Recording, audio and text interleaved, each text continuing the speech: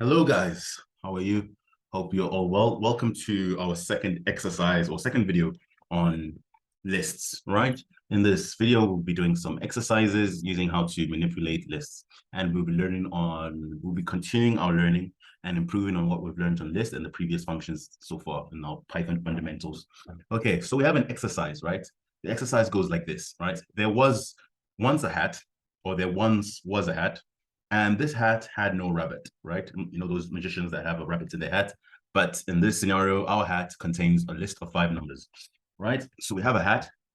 I'm going to say it has a list of 5 numbers: 1, 2, 3, 4, 5. That is 5 numbers, right? And our task, right, is to write a line of code that prompts our user to replace the middle number in the list with an integer, right? And this integer will be entered by the user. And then they're going to write another line of code that removes the last item from the list. And we're going to write a line of code that prints the length of the existing list. Okay, so let's go. Let's do it. Let's do it. So we're going to write a line of code that prompts the user to replace the middle number. All right. So we're going to do user input, right, is equals to, what is the function? Remember, input. Input, I'm going to say, please enter a number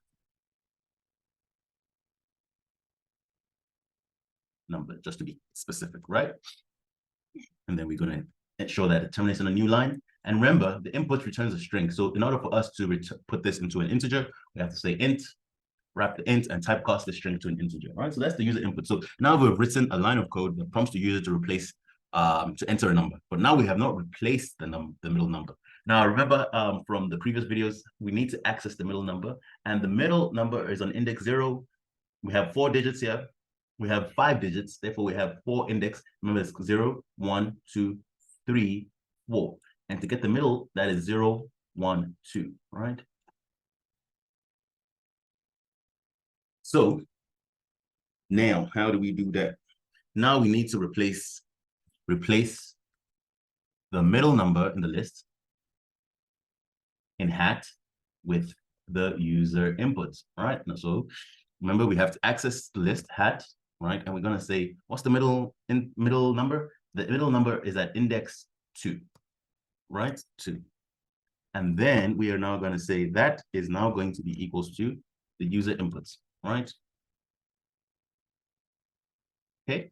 And then the next one is to write a line of code that removes the last element from the list. All right. But before we get to that, I want us to just visualize that what we've done right now actually works. So I'm going to say Python. Okay, well, let's print hat, right? And then after that, we're going to print hat after we've done the modification. And then we're going to run it by saying Python list exercise2.py. And you can see that's our original list. And they say, replace, please enter an integer number. So I'll just say 95. I don't know why. I just want to use that number. And that is the new list, right? So you see, we've replaced 3 with 95. Okay, so we've done the first task. Now, the second task is write a line of code that removes the last element from the list. Ooh. So now, how do we access the last element, right? Write a line of code that removes the last element, right? Now, I showed you 2 ways of doing that. I showed you the way of the instruction, and I showed you the way of the method, right? But let's do both, actually. So I'm going to say delete. This is the instruction method.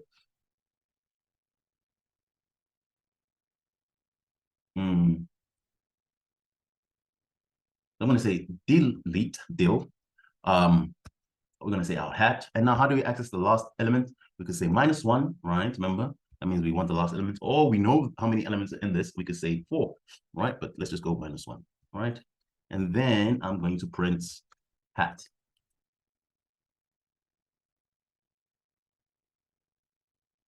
All right, and then we run that again.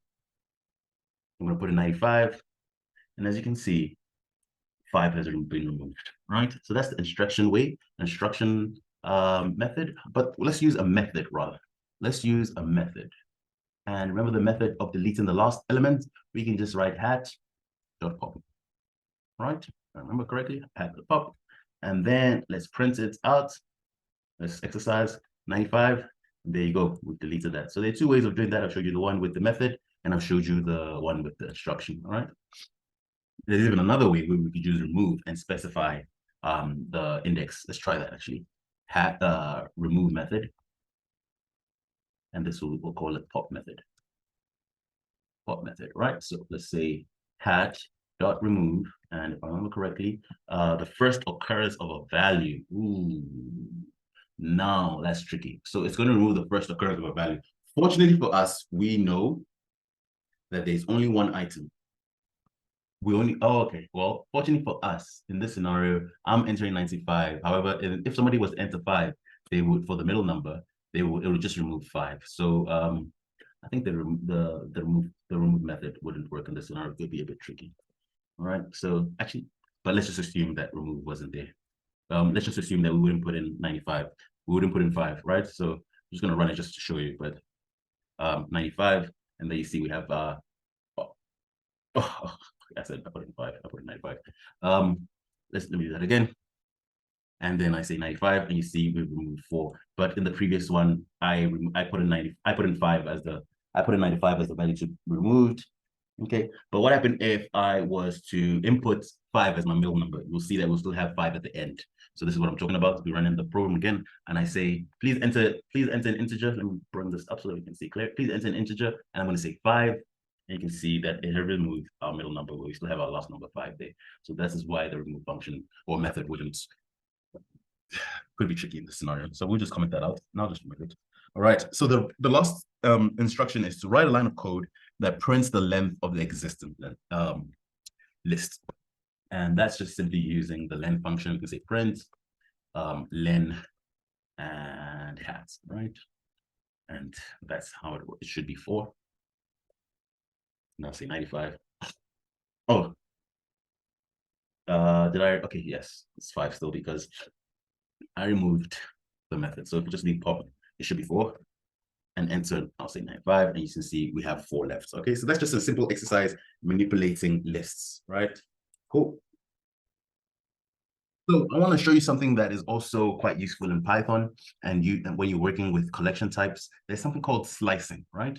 And essentially, slicing allows you to select a certain portion of a list, right? So we have our hat list, and then I want to select the first 3 items, right? So 1, 2, 3, right? So I'll just say hat, and then I put in a square bracket. Remember, this is how we used to access our list, items in our list.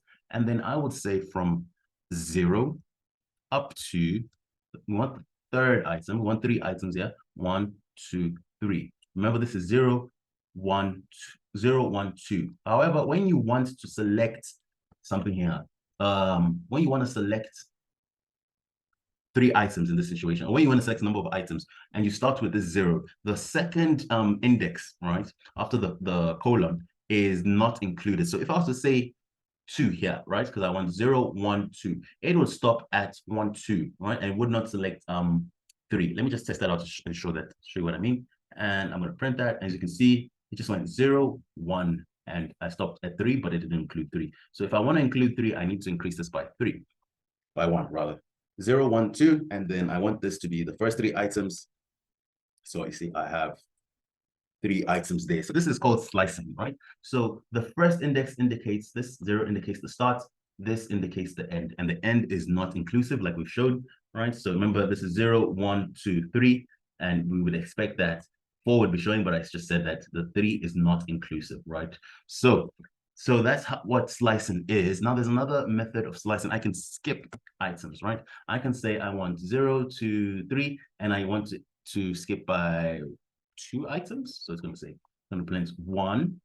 It's going to say 1, 2, and I think it should just print just 1 item, which would be 1, 1, 3. Okay, so the 3 is included. So 1, then it goes 1, 1, 2, and then it prints that, right? So 1, 2. So I start with 0, right? And I say from where I started, I'm going to count 1 and 2, right? If I make a 3, all right, it's only going to select 1, 2, 3. However, 3 is not included, so I should only see 1.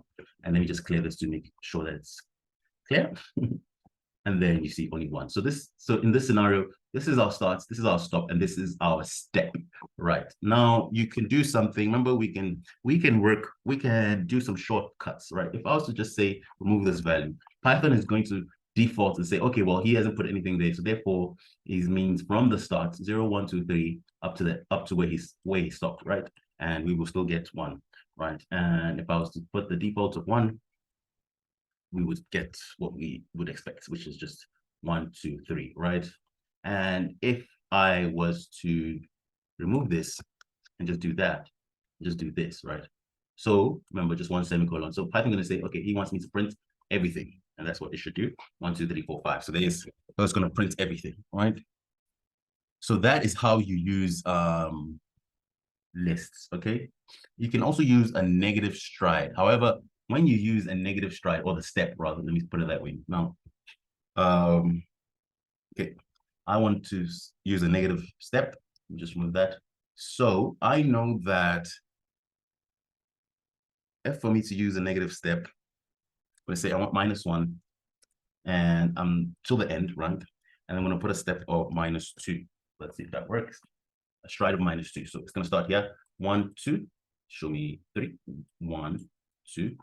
And let's print it out just to be sure. Yeah. So it's going to say 1, 2, 3. 1, 2. Show me that 1, right? So that's how it works. So I start at 5. I say 1, 2. Show me 3. Then it comes 1, 2. Show me 1, right? So that's how a negative stride works. And this type of indexing can be used with like structures that are like collection types. You could also use it with a string. And remember, a string is just a collection. You can think of it as a list of characters put together to form a word. So yeah, this is powerful. This is slicing, and it's a powerful tool when you're writing your programs in Python.